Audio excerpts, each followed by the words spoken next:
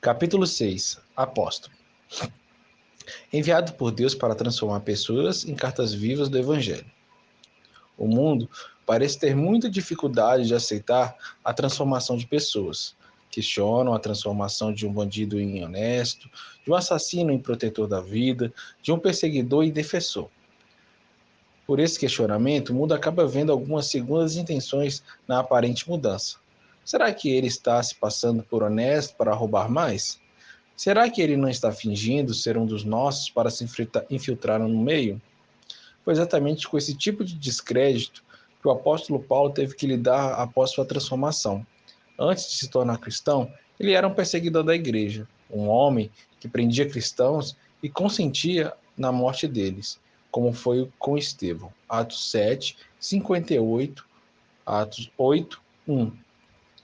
Enquanto ainda respirava ameaças de morte contra os discípulos de Cristo e se encaminhava para prendê-los no caminho a Damasco, ele tem um encontro com Jesus.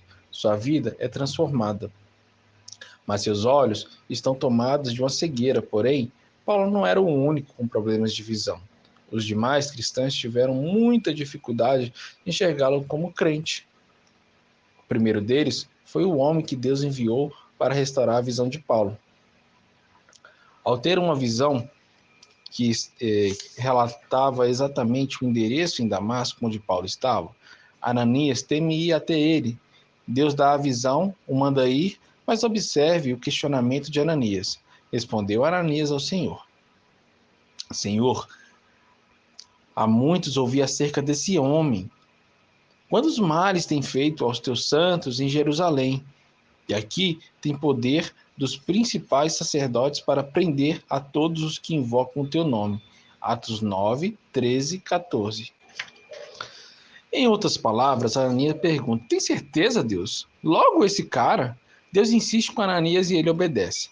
Após recuperar a vida, Paulo prega em Damasco e depois vai a Jerusalém. Ao chegar, mais uma vez, tem que lidar com a desconfiança a respeito da sua transformação. Tendo Saulo chegado a Jerusalém, procurava juntar-se aos discípulos, mas todos o temiam, não crendo que fosse discípulo. Barnabé tem que intervir para contar o testemunho da conversão e como Paulo pregou acerca de Cristo em Damasco. No entanto, mesmo depois de aceito como cristão, Paulo teve que lidar com a desconfiança das pessoas acerca do seu chamado. Muitos os descredibilizavam como apóstolo, porque havia criado a imagem de que o verdadeiro apóstolo era aquele que havia visto o Senhor Jesus em carne e osso, como Pedro, Tiago, João e outros viram. Por isso, o apóstolo Paulo, em inúmeros momentos em suas cartas, precisa defender seu chamado apostólico. Vamos destacar uma delas. Não sou eu livre? Não sou apóstolo? Não via eu a Jesus, nosso Senhor? Não sois vós obra minha no Senhor? Se eu não sou apóstolo para os outros, ou ao menos para vós eu sou. Por vós sois o selo do meu apostolado no Senhor. Esta é a minha defesa para com os que me acusam. 1 Coríntios 9, 1 ao 3.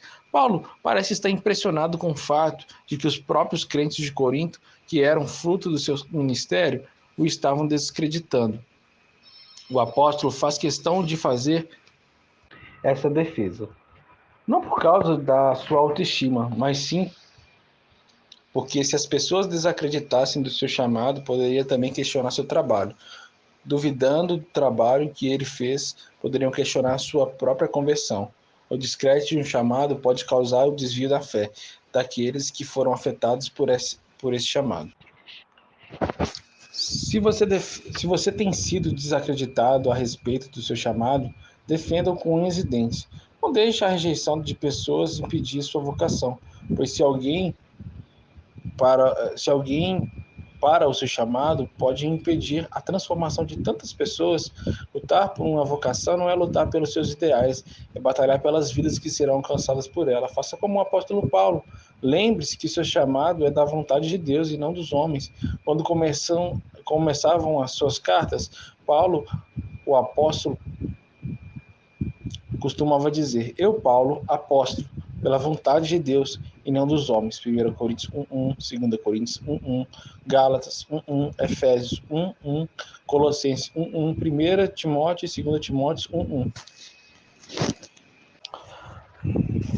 Quando a rejeição das pessoas acontece e o ministro pensa em desistir, a primeira coisa que esquecem é que foram chamados pela vontade de Deus e não dos homens. Lembre-se que seu chamado não foi uma boa ideia que você teve um dia, apenas aquele que lhe chamou tem autoridade de lhe fazer parar. Muitos teólogos hoje têm desacreditado o ministério do apóstolo. Algum deles defende que o ministério do apóstolo só existiu na fundação da igreja. Essa função pode impedir muitas pessoas de crerem e assumirem seu chamado apostolar. E, como vimos, se o chamado é impedido, vidas podem não ser alcançadas. Por isso, é necessário atender e esclarecer algumas questões sobre esse ministério tão importante para a vida da igreja. Subtítulo: Classes de Apóstolos. Ao observarmos a Bíblia, percebemos 4 classes distintas de apóstolos: o Supremo Apóstolo, o Apóstolo do Cordeiro, o Apóstolo de Fundação e os Apóstolos dos dias de hoje. O Supremo Apóstolo é Cristo, pelo que, santo irmãos, participantes da vocação celestial, considerai o apóstolo e sumo sacerdote da nossa confissão, Jesus. Hebreus 13, 1. A palavra apóstolo no original significa alguém que foi enviado com uma missão. O Senhor Jesus foi enviado pelo Pai para salvar a humanidade. Jesus é um apóstolo, de fato. Cristo possuía todos os 5 dons aqui já mencionados. Ele é pastor, mestre, profeta, evangelista e apóstolo. Uma pessoa que pode possuir mais de um dom ministerial, alguém, por exemplo, pode ser pastor e mestre, mas muito raramente alguém possui os 5 ministérios. Jesus possuía os 5 e atuava neles para ser um grande exemplo de obediência ao Pai em cada um deles. Ninguém pode ser apóstolo no nível de Jesus. No entanto, essa afirmação não desqualifica que alguém possa ser chamado por Cristo para ser apóstolo. Na verdade, vemos o próprio Cristo chamando os 12 homens para ser apóstolo. Disse-lhes: Jesus, segunda vez: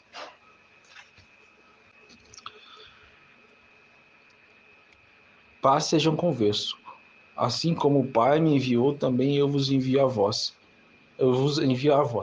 Assim como ele foi um apóstolo enviado, ele também enviou. Estes 12 homens são chamados nas Escrituras de apóstolos do Cordeiro. Havia uma exigência específica para entrar nessa classe. É necessário, pois, que dos varões que conviveram conosco todo o tempo em que o Senhor Jesus andou entre nós, começando desde o batismo de João até o dia em que dentre nós foi levado para cima, um deles se torne testemunha conosco da sua ressurreição. Este texto acima foi Atos 1, 21, 22. Este texto acima foi falado por Pedro na ocasião da escolha de um novo apóstolo para a vaga de Judas Iscariote. Pedro deixou claro que a pessoa que ocupará esse ministério de Jesus em carne e osso, desde o batismo até a ascensão. Depois da escolha de Matias, ninguém pôde entrar nessa classe de apóstolos. No entanto, como bem sabemos, os 12 não foram os únicos apóstolos. O exemplo evidente é o apóstolo Paulo. Ele não pertencia a nenhuma das 2 classes acima. Porém, não há como negar que ele foi um apóstolo. Ele, juntamente com os 12, ajudou a lançar os fundamentos da igreja e perseveravam na doutrina dos apóstolos, na comunhão, no partir do pão e nas orações. A igreja está firme no fundamento doutrinário construído a partir do ensino dos apóstolos.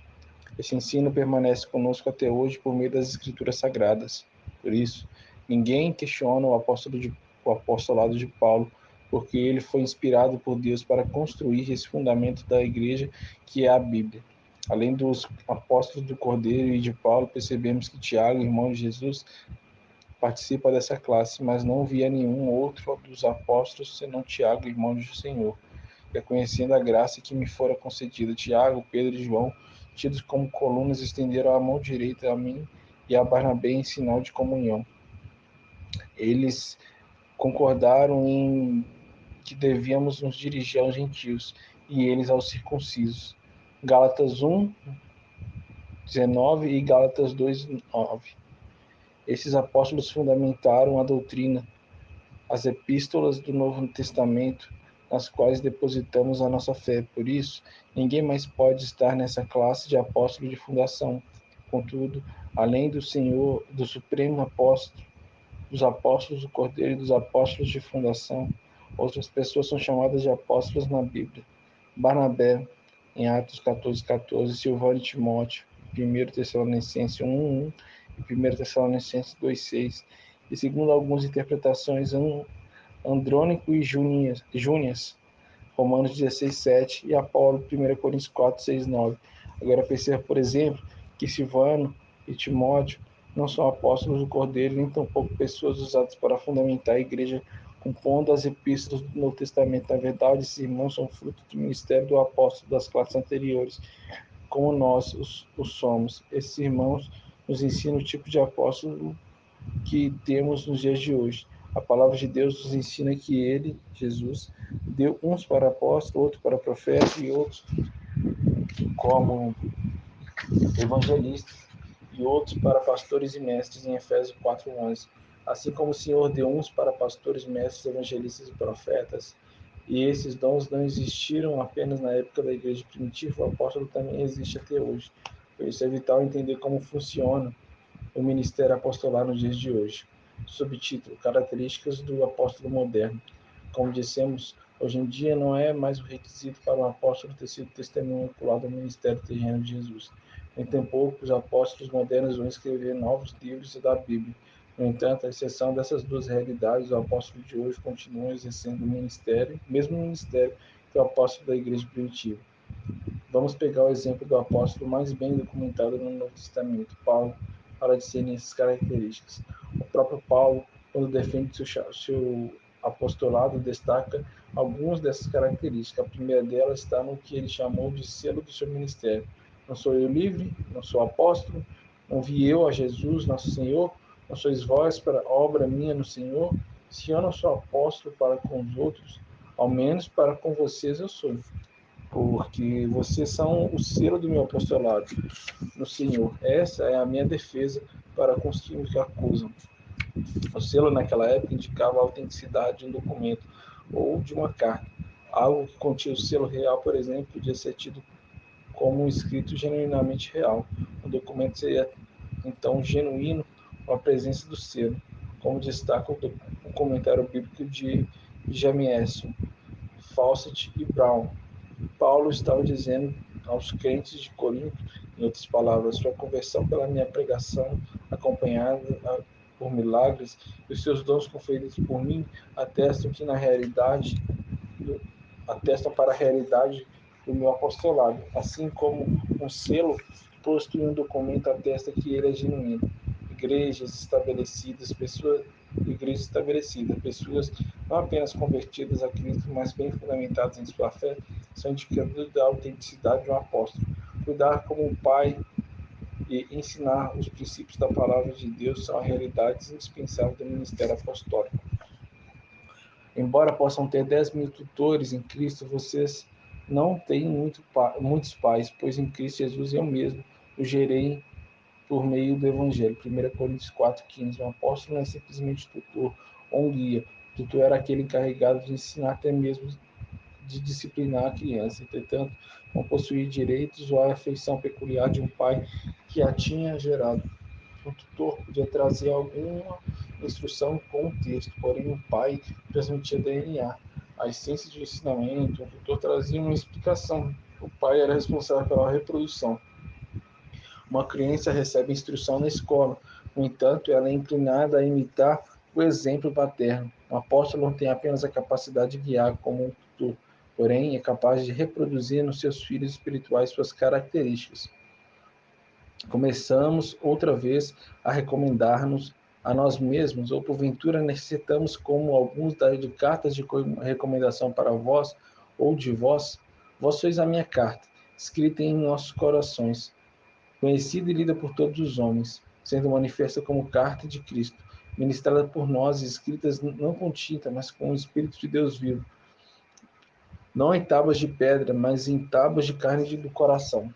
2 Coríntios 3, 3. Repare que neste texto o apóstolo Paulo chama os coríntios de carta que ele, pelo Espírito, escreveu. Por favor, não perca a imagem que o apóstolo desenha com essas palavras. Cada crente corinto com o papel e Paulo molhando a sua pena no Espírito Santo, escrevendo as verdades do Evangelho em cada coração dos coríntios. A vida dos coríntios era uma expressão do que estava no coração do apóstolo. Uma característica dos apóstolos modernos é justamente essa. Percebemos que os discípulos deles falam parecido com eles, pensam de maneira semelhante a eles, têm as mesmas prioridades, as mesmas preocupações, assim como características de um pai são vistas em um filho. Assim, características de um apóstolo são vistas naquele que ele gerou. Por isso, Paulo chama Timóteo de seu verdadeiro filho na fé. 1 Timóteo 1:2. Paulo cuidou de Timóteo desde a sua infância na fé, corrigindo, alimentando, ensinando e assim estabelecendo o filho na fé.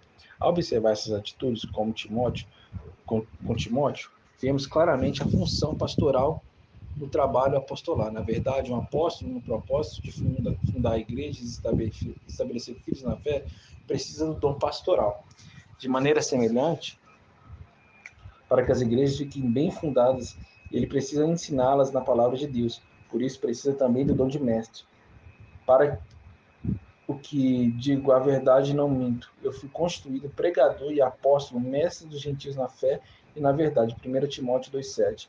O selo do apostolado nos indica a presença do dom pastoral e de mestre no apóstolo. Já os seus sinais nos indicam a presença do dom do evangelista. Os sinais do meu apostolado foram, de fato, operados entre vós com toda a paciência, por sinais, prodígios e milagres. 2 Coríntios 12:2. A palavra sinal em grego é semeion, que quer dizer sinal, marca, símbolo, aquilo pelo qual uma pessoa é distinto de outros e é conhecida. Semeion é uma marca que identifica alguém. Semeion é um crachá, como uma credencial. Numa empresa, as pessoas usam o crachá como forma de reconhecimento. As pessoas usam o crachá como forma de reconhecimento que elas são funcionários da empresa e muitas vezes indicam sua posição. Os prodígios, maravilhas, milagres são o crachá do apóstolo. Paulo foi usado por Deus para curar por meio de seus lenços e aventais, para ressuscitar Eutico, para curar o pai de Públio na ilha de Malta, dentre outros. O ministério tinha marcas de milagres, curas, como evangelista. Porém, ele não se assemelha ao evangelista só nos milagres, mas no desejo de pregar a Cristo, aquele que nunca ouviram do evangelho.